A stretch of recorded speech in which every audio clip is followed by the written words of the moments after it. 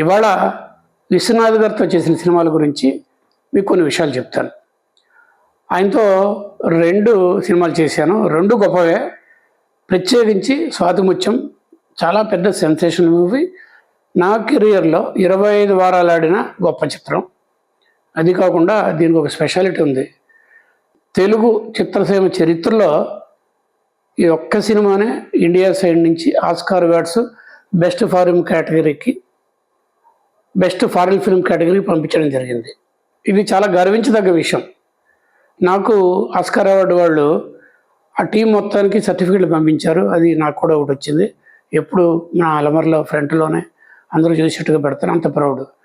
ఇక విశ్వనాథ్ గారితో నాకు మొదటి పరిచయం అలాగా సినిమా పరిచయం. అలా అంతకుముందు ఎప్పుడైనా నేను చూసానా, స్వాతిముత్యం చేయక ముందు విఎస్ఆర్ స్వామి గారు అసిస్టెంట్గా నేను సిరిసిరుము అనే సినిమాకి జయప్రద, చంద్రమోహన్, సత్యనారాయణ గారితో అవార్డు వినింగ్ మూవీ మీకు తెలుసు. జుమ్మంది నాదం ఆ పాటకి సుశీల గారికి నేషనల్ అవార్డు రావడం ఇవన్నీ మీకు తెలుసు. అది కూడా మంచి హిట్.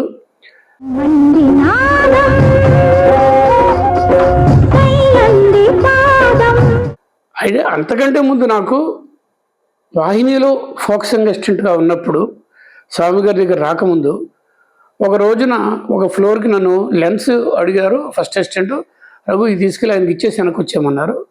నేను ఆ ఫ్లోర్లోకి వెళ్ళా. అక్కడ ఫస్ట్ టైం నా జీవితంలో ఫోటోలు కాకుండా డైరెక్ట్గా కంటితో విశ్వనాథ్ గారిని చూశాను. ఆ సినిమా జీవన జ్యోతి పెద్ద హిట్ ఆ రోజులో. డివిఎస్ ప్రొడక్షన్స్, డివిఎస్ రాజు గారి ప్రొడ్యూసర్లు, కళా తపస్వి, దాదాసాహెబ్ ఫాల్కే అవార్డు విన్నారు. అప్పటికి ఇంకా ఇవ్వలేదు. కె విశ్వనాథ్ గారి సినిమా అది పెద్ద హిట్. తర్వాత వేరే లాంగ్వేజెస్లో హిందీలో కూడా చేశారు. వాణిశ్రీ గారు మెమరబుల్ పెర్ఫార్మెన్స్ వాణి గారిది. అదేదో పాట ఒకటి జూ జూ జూ ఏదో పాట, అది సూపర్ హిట్ ఆ రోజుల్లో. సోహన్ బాబు గారు ఇలాగా ఆ రోజు నేను వెళ్ళినప్పుడు వీళ్ళు ఎవరు లేరు. విశ్వనాథ్ గారిని ఎక్కడ చూశానంటే రాజ్బాబు, రమాప్రభ వీళ్ళిద్దరి మీద ఒక సీను, అదేదో ఫస్ట్ నైట్ సీన్లు ఆడదనమాట.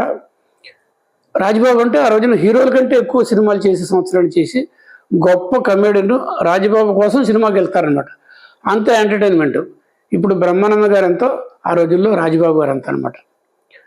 ఆయనకిను రమాప్రభకి చిన్న కామెడీ సీను. ఆ అమ్మాయికి కొంచెం కన్ను వీక్, అమ్మాయి కనగొడుతుంటుంది ఇలాగా. అది విశ్వనాథ్ గారు చెప్పేటప్పుడు నేను అక్కడ ఉన్నాను.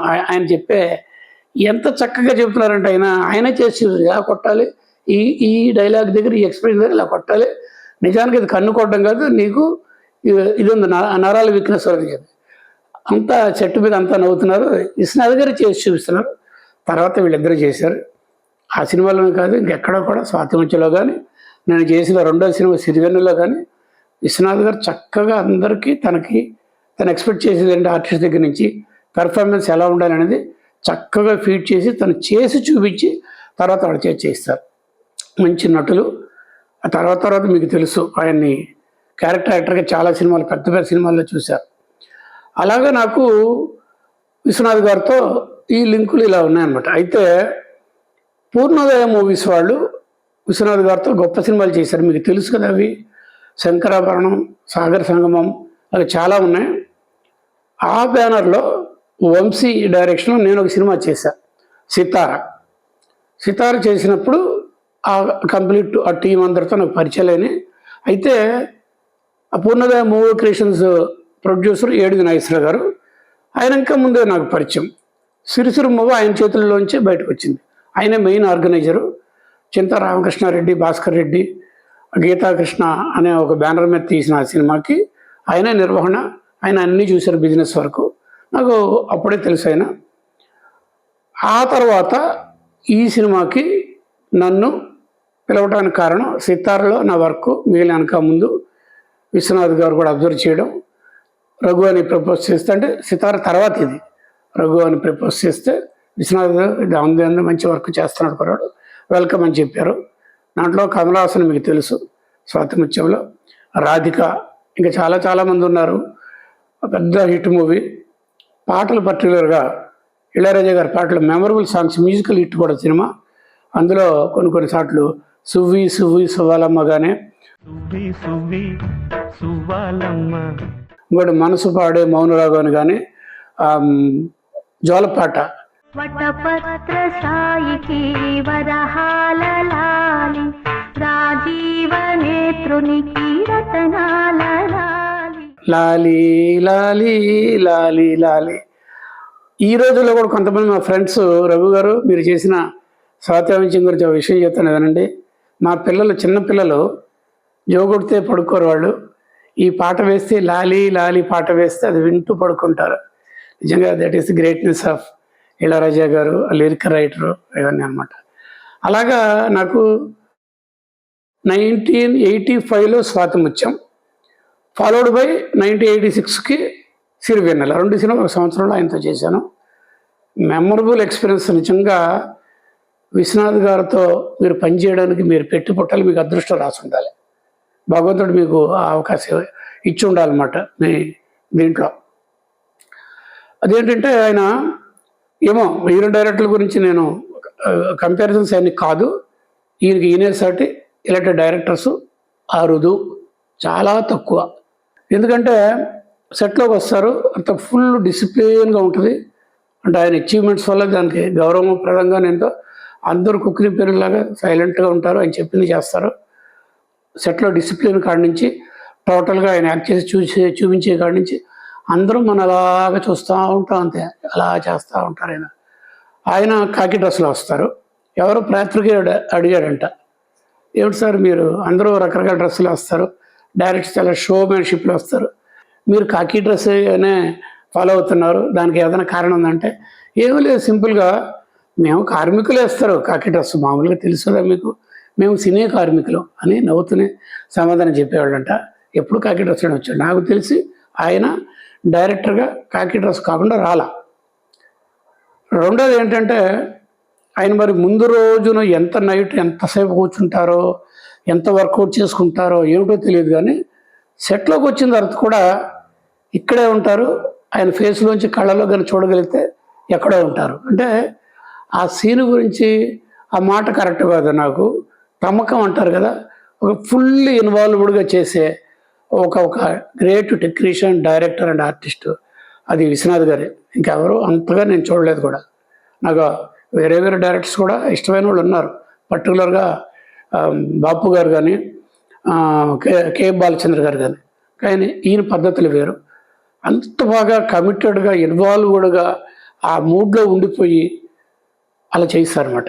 చాలా రేర్, అలాంటి క్వాలిటీస్ ఉన్న డైరెక్టర్ చాలా లేరు. ఆ సినిమా నాకు, నేను విజయవాడ వెళ్ళాను ఆ సినిమా చూడడానికి. అక్కడ విజయవాడ వెళ్ళాను, కావాలని విజయవాడ వెళ్ళాను. అంత గొప్ప సినిమాని మా ఊళ్ళో, నా నేటివ్ ప్లేస్లో నేను డిగ్రీ చదివిన ఆ విజయవాడలో చూద్దామని. అప్పటికే ఓరసి థియేటర్లో అది రిలీజ్ అయింది. వెళ్ళే టైంకి పెద్ద బ్యానర్ కట్టేశారు, స్వాతిముత్యం ఛాయాగ్రాహకుడు ఎంవి రఘుకి ఘన స్వాగతాన్ని పెట్టి, మరి మా తమ్ముడు తాలూకు వాళ్ళు ఫ్రెండ్స్ పెట్టారో ఎవరెవరు ఉంటే పెద్ద బ్యానర్ పెట్టేశారు. చాలా ఒక రకమైన హ్యాపీగా ఫీల్ అయ్యాను. ఆ సినిమా తర్వాత ఎంత పాపులర్ అయిందంటే, ఆ సాంగులు అంత పాపులర్ అని ఒకసారి ఆ సినిమా ఇంకా జరుగుతూనే ఉంది, అంటే రన్ అవుతూనే ఉంది థియేటర్స్లో. నేను బెంగళూరు ఇంకో షూటింగ్కి వెళ్ళా, వేరే ఒక దీనికి. బెంగళూరులో కపాలి థియేటర్లో ఆడుతుంది. ఆల్రెడీ 25 వీక్స్ అయిపోయింది. అక్కడ కూడా అలాగే ఉంది. ఇంత పొటెన్షియల్గా ఉన్న సినిమాలు తక్కువ ఉంటాయి.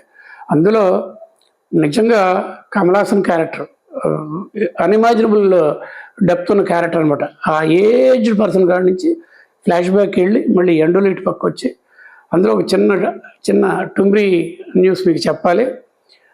కమల్ హాసన్ గారు ఓపెనింగ్ సీన్స్లో ఉన్నప్పుడు ముసిలాయన గెటప్లో, అది గొబ్బెమ్మలు అది తీస్తాడు, అది అక్కడ పెడతాడు, అక్కడ పాల బాటిల్స్ ఉండే పట్టుకెళ్తాడు. అప్పుడు పిల్లలందరూ వచ్చి కారులో దిగుతారు, తాతయ్య తాతయ్య అంటే చుట్టుపక్కల వస్తారు. అందులో చిరంజీవి గారి తాలూకు చుట్టుపక్కల ఉన్నాడు, అల్లు అరవింద్ గారు చుట్టుపక్కల ఉన్నాడు, తెలిసిన వాళ్ళు అందరి తాలూకు పిల్లలు వచ్చారు. అందులో ఈ రోజున సూపర్ పిక్చర్లు. అందులో ఇప్పుడు సెలబ్రిటీ రేంజ్కి వెళ్ళిపోయిన ఒక అబ్బాయి, అప్పుడు ఇంత అబ్బాయి బన్నీ, కిటికీ వెనకాల ఓచల మధ్యలో నుంచి సరదాగా చూస్తూ, కావాలంటే చూడండి, బన్నీ అప్పుడు ఇంత పిల్లవాడుగా ఆ సినిమాలో వెనకాల కనిపిస్తాడు. ఈ ఎపిసోడ్లో చాలా ఇంటరెస్టింగ్ విషయాలు రఘుగారు చెప్పారు. మీరు లైక్ చేశారని అనుకుంటున్నాను. మీ అందరికీ ఓ హంబుల్ రిక్వెస్ట్.